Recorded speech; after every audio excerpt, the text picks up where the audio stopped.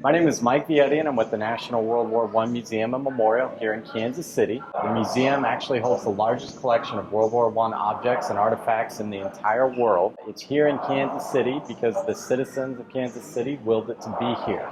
World War I really is the pivotal event of the 20th century. Everything traces its roots back to World War I in some capacity, whether that's the cell phone that we all carry around in our pocket through the wireless radio technologies that were invented during the course of the World War I, or the tank, which didn't exist prior to World War I. Tremendous advances in medicine, particularly in triage medicine and triage situations on the front of the battlefields. All sorts of developments come out of World War I. So what we try and do here at the museum is make people understand that World War I has an enduring impact that affects us all to this very day.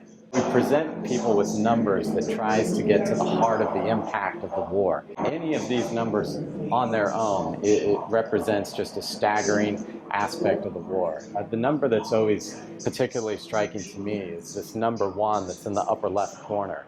So in just the first 2.5 to 3 years of the war, 1 out of every 3 Frenchmen between the ages of 18 and 30 is gone. The main gallery of the museum is split into 2 sections, pre-U.S. entry and then post-U.S. entry. We actually tell the global story of what took place in World War I.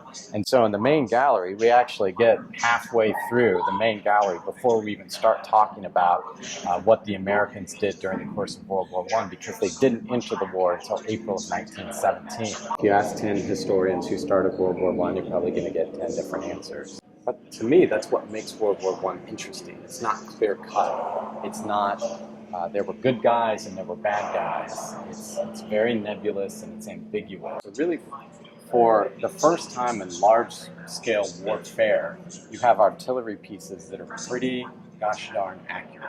And so if you think back to the Civil War era and you think of those old cannons, they weren't terribly accurate. But these artillery pieces were very accurate. On the left side, we see a British field artillery piece.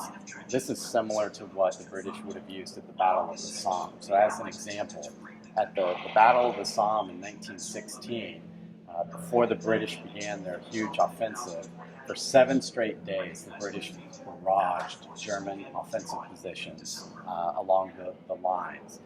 In 7 days, the British fired almost 1.5 million artillery shells. So if you do the math on that, that's an artillery shell exploding almost every 2.5 seconds for an entire week. And each one of these artillery shells would have enough impact to destroy a house. So think about the sum total of the explosions for an entire week straight, and that was just one battle. This section, we begin the second half of the main gallery of the museum, where we begin to talk about American entry into the war, which came a little after more than half of World War I was over. And so we start with this collection of propaganda posters, which are usually a favorite of visitors to the museum. So it was really about what could every individual, whether you're an adult or a child, what could you do to help support the war effort? One of the propaganda posters that people find most interesting is the iconic poster that we see here of Uncle Sam. So appropriately enough, the artist who created this particular propaganda poster, his name was James Montgomery Flagg, so very patriotic, obviously. And that was another component. Artists of the day, that's what they could do to help win the war effort, was to create propaganda posters. So the story for this poster in particular is that James Montgomery Flagg was supposed to have a model come and sit for him to do a portrait. The model didn't show, so James does a self-portrait of himself, and then he becomes the iconic Uncle Sam. And the interesting thing about this poster as well is the technique that he used when designing the propaganda poster for the eyes of Uncle Sam. Wherever you move that camera, or wherever you move, Uncle Sam is looking at you. And so if you look at some of the other propaganda posters, you'll notice that that effect isn't there. And that's generally viewed as why the Uncle Sam poster was so effective, because no matter where you go, Uncle Sam's pointing right at you. This particular tank has a very interesting story. So if we were to go along the other side of the wall over there, we would see that there's a huge section of this tank missing, which is where it was knocked out of the war by a German artillery piece.